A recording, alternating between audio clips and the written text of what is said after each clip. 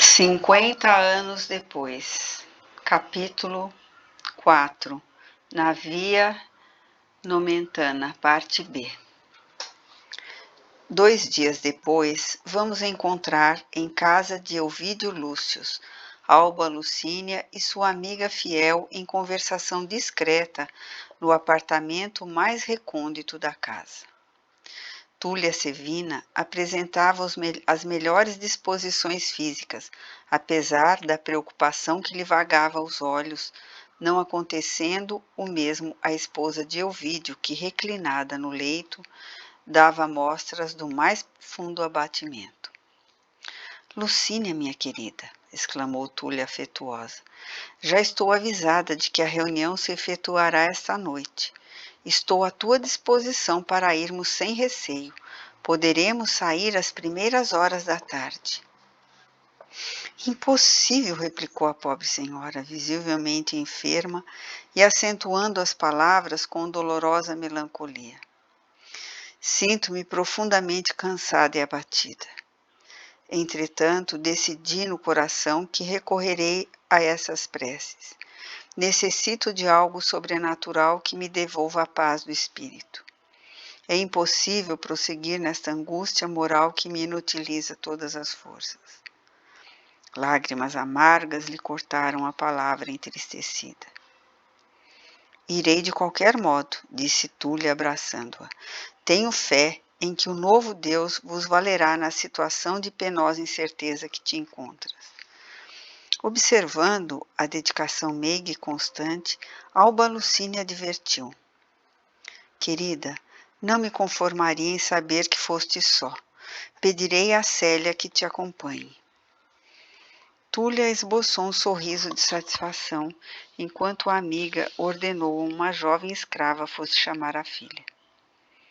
Daí instante surgia a donzela com seu perfil gracioso. Célia, disse-lhe a genitora, sensibilizada e melancólica. Poderás ir hoje à noite em companhia de Túlia a uma reunião cristã, a fim de fazeres uma prece pela tranquilidade de tua mãe? A moça teve um gesto de surpresa, mas amplo sorriso de satisfação lhe aflorou aos lábios. Que não faria por ti, mãezinha? E beijou-a. Alba Lucínia sentiu o conforto imenso daquela ternura, acrescentando.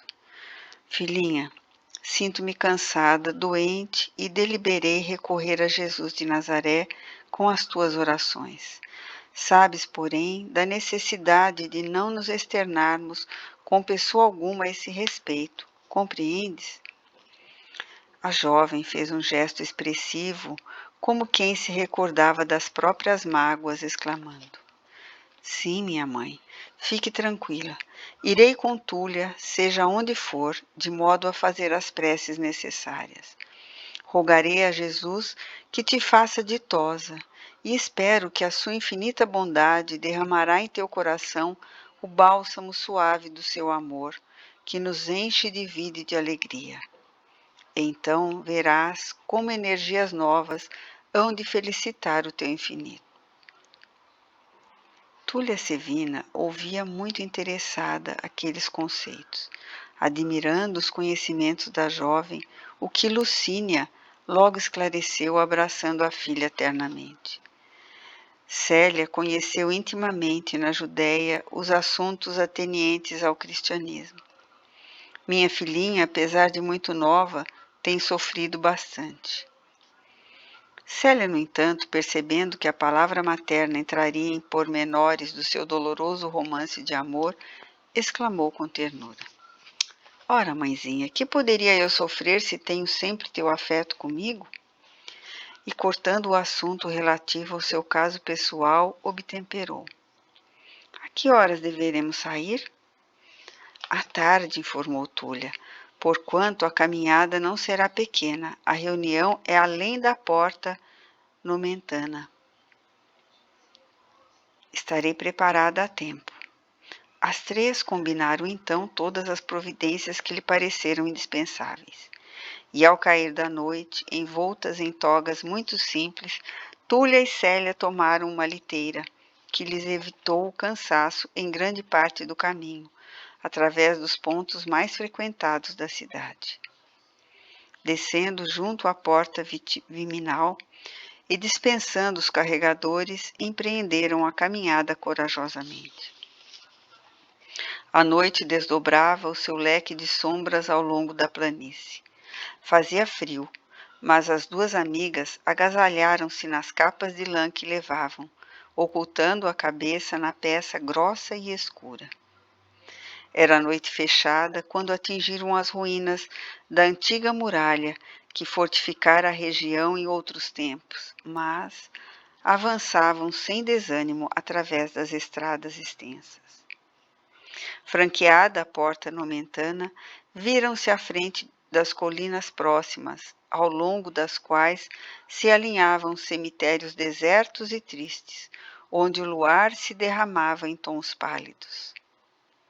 À medida que se aproximavam do local das pregações, observavam um número cada vez maior de viandantes que se aventuravam pelas mesmas trilhas com idênticos fins.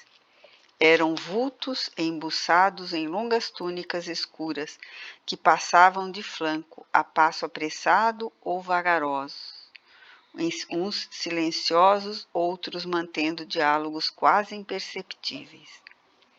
Muitos empunhavam lanternas pequeninas, auxiliando a visão dos companheiros, onde a claridade fraca do astro noturno não conseguia espancar as sombras espessas. As duas patrícias, vestidas com simplicidade extrema e envergando os pesados mantos, não podiam ser identificadas na sua posição social pelos companheiros que se dirigiam ao mesmo destino, os quais as consideravam cristãs como eles próprios, agemanados na fé e no mesmo idealismo.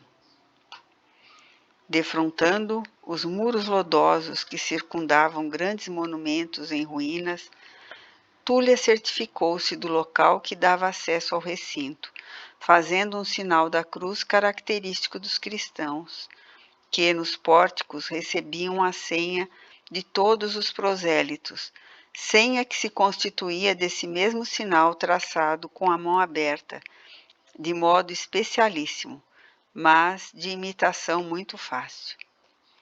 Ambas passaram, então, no interior da necrópole, sem pormenores dignos de menção. No interior, toda uma multidão se acomodava em bancos improvisados, salientando-se que, de um modo geral, todos traziam os capuzes levantados, ocultando o rosto. Alguns receando o frio intenso da noite, outros temendo os lobos da traição que ali poderiam comparecer com a máscara de ovelhas. A claridade lunar que banhava o recinto era auxiliada pela luz de tocheiros e lanternas, mormente em torno de um monte de ruínas fúnebres, de onde deveria falar o apóstolo daquele grupo de seguidores do Cristo. Aqui e ali, alguém balbuciava uma prece, baixinho, como se estivesse falando ao Cordeiro do céu no altar do coração. Mas, do centro da massa, elevavam-se hinos cheios de sublimada exaltação religiosa. Eram cânticos de esperança, tocados de singular desalento do mundo, exteriorizando o sonho cristão de um reino maravilhoso além das nuvens.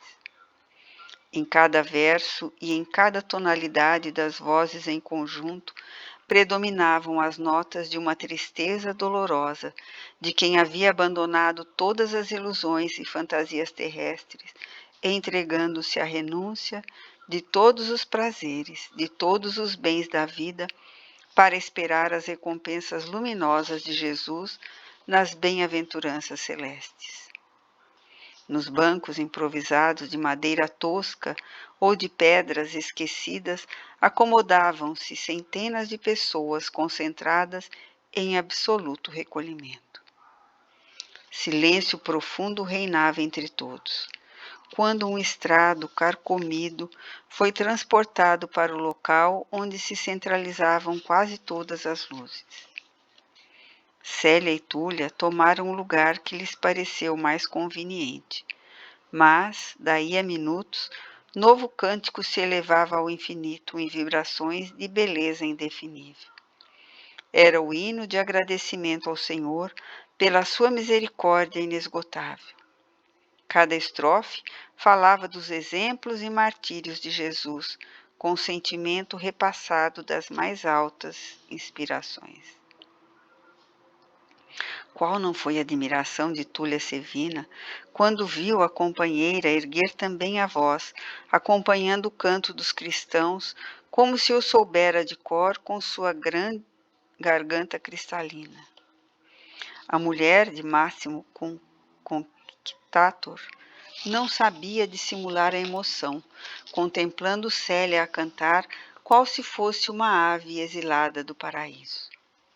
Seus olhos calmos estavam fixos no firmamento, onde parecia divisar o país da sua bem-aventurança, entre as estrelas que lucilavam no alto, como sorrisos carinhosos da noite, e aqueles versos, inspirados na música que lhes era peculiar, escapavam-se dos seus lábios com tal riqueza melódica que a amiga se comoveu até as lágrimas, sentindo-se transportada a uma região divina.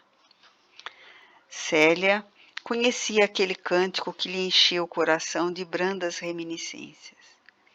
Ciro lhe havia ensinado sob as árvores frondosas da Palestina, para que a sua alma soubesse interpretar o reconhecimento a Deus nas horas de alegria. Naquele instante, em comunhão com todos aqueles espíritos que vibravam também a sua fé, ela sentia-se distante da terra, como se a alma fosse tocada de júbilo divino. Fazendo-se silêncio novamente, um homem do povo, de nome Sérgio Ostílio, assomou à tribuna improvisada, exclamando comovido após abrir um rolo de pergaminhos. Meus irmãos, estudaremos ainda hoje os ensinamentos do Mestre nos capítulos de Mateus, versando a lição desta noite. Aqueles que são os verdadeiros irmãos do Messias. E desenrolando a folha que o tempo desbotara, Sérgio Ostílio leu pausadamente. Estando Jesus a pregar ainda para a multidão, sua mãe e seus irmãos de fé, do lado de fora, procuravam falar-lhe. Então, alguém lhe observou. Tua mãe e teus irmãos encontram-se aí fora, procurando-te. Respondendo a quem o advertia, disse o mestre: Quem é minha mãe e quem são os meus irmãos?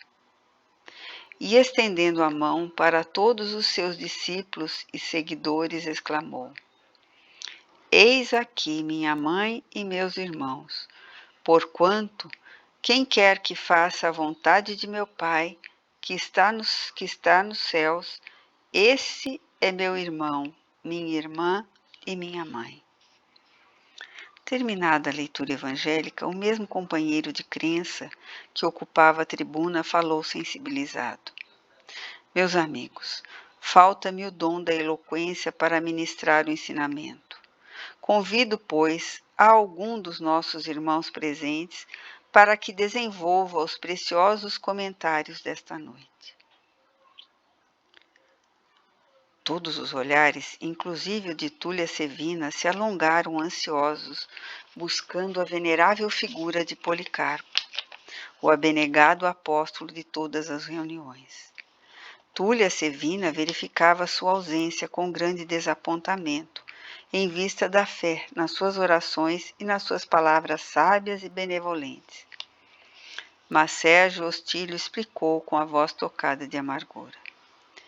Irmãos, vossos olhos procuram Policarpo ansiosamente, mas antes de vos fornecer notícias dele, elevemos o coração até aquele que nos desenhou o ultraje e o sacrifício.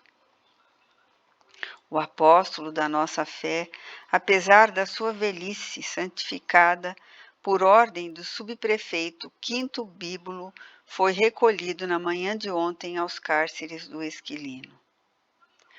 Imploremos a misericórdia de Jesus para que possamos aceitar o cálice de nossas dores com resignação e humildade.